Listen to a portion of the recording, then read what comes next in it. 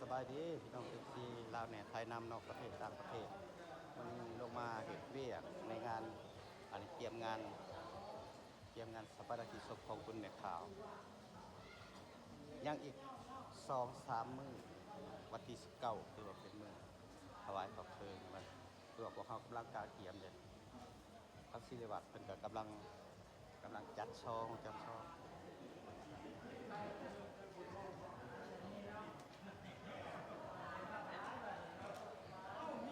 มีบางบ้านได้อันบุญนะจำนี่นี่โอ้ทีมงานศิริวัตรเขาได้นี่ได้ทีมงานศิริวัตรเขาได้นี่ได้เอาจัดวันที่19ยังบ่ได้เพิ่งได้นี่เนาะศิริวัตรเนาะเอาเร่งเข้าสิริวัฒน์อืมสิริวัฒน์คันฮ้อนไผฮ้อนก็แก้เสื้อก็ได้สิเป็นหยัง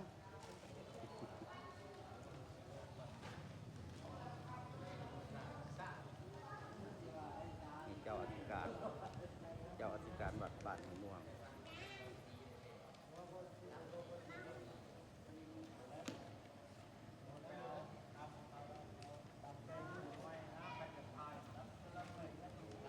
เขาสิไปให้รอว้าวไปให้รอบ่ได้เฮ็ดอันนี้นะ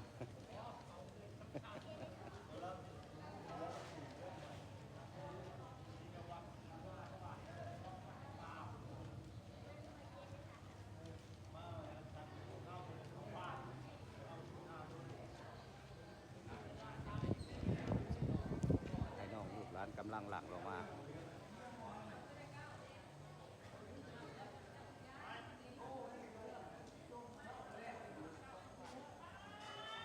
มีวงยัง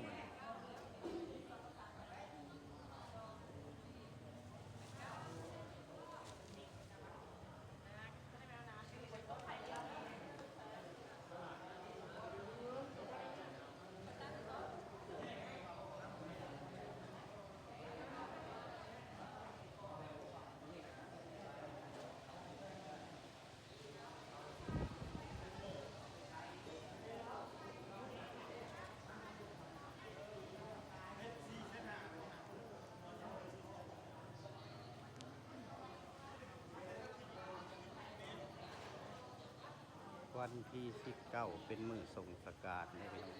แจ้งข่าวให้ออกต้นญาติโยมบ้านเจ้าภาพบ้านเจ้าศรัทธามาร่วมว่าตอนบ่ายของวันที่19ตรงกับวันประหัสนี่แหละบ่ายตอนบ่ายโมงก็จะได้เคลื่อนศพถึงสู่ห้องคุณเมมโอ้ศิลปะเท่าคือได้ผ่าอันนี้หลายแท้เขาซอกเบิ่งแล้วเฮ้ยซอกเบิ่งหมดแล้วเขาซอกเบิ่งหมดแล้วสองมันได้ไม่ได้นั่งแต่การความสะอาดไม่ไหมเอาไม่เอากระดาษมาทำเป็นเตรียมแล้วก็นั่งเป็นแต่ลงผู้เบกได้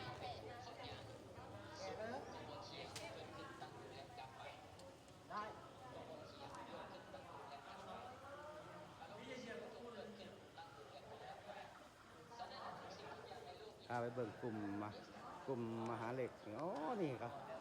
โทรศัพท์อีกนะพูดละนัวอีกได้นี่ได้นี่น้องเลยบ่ธรรมดาได้นี่ลิ้นยังหามันเห็ดได้อันนี้ลิ้นยังลิ้นเกมบ่โอ้ลิ้นละเห็ดได้ยังการบัตรนี่ฮะได้เงินบ่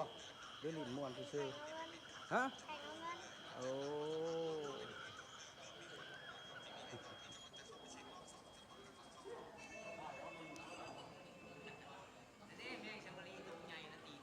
ไอ้เอ้าแม่ยังอันนี้นะเอ้ยย่านเลย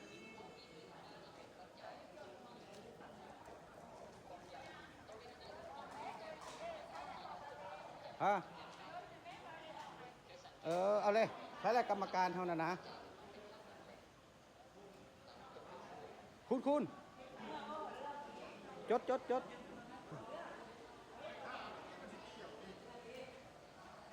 ให้กรรมการเพิ่นจดแต้มเงินผมมาบริจาค ไผเลยไปเรียกงานเฮานั่นเอาอันเก่าเด้อบ่ได้นั่นเด้ เอาเรียกโตเออ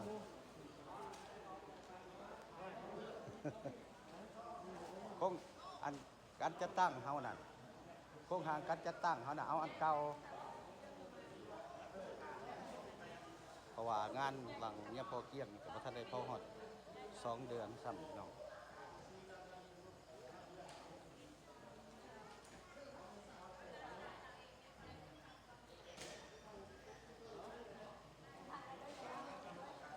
ก็ขอ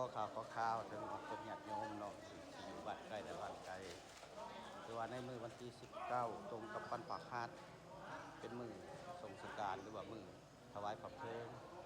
เนาะในมื้อนั้นคือว่าตอนบ่ายโมงก็จะได้เกิดศพออกสู่ห้องพระเมรุ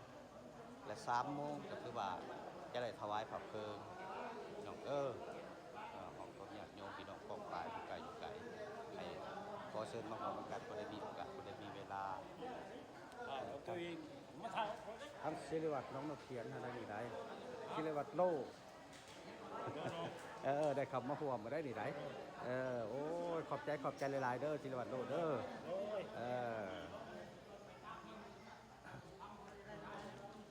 เอาลูกหลานกำลังลงมา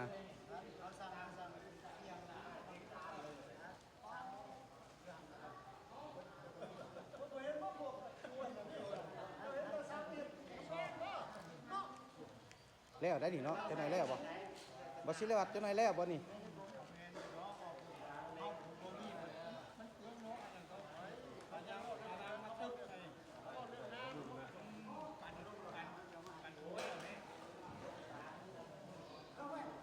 สำหรับนี่ก็ขอจบไว้สำหรับก่อนเนาะก็ขอให้ FC เฮาจงติดตามในคลิปต่อไปเนาะเอาสำหรับปีนี้จบไว้เช่นนี้ก่อนสบายดี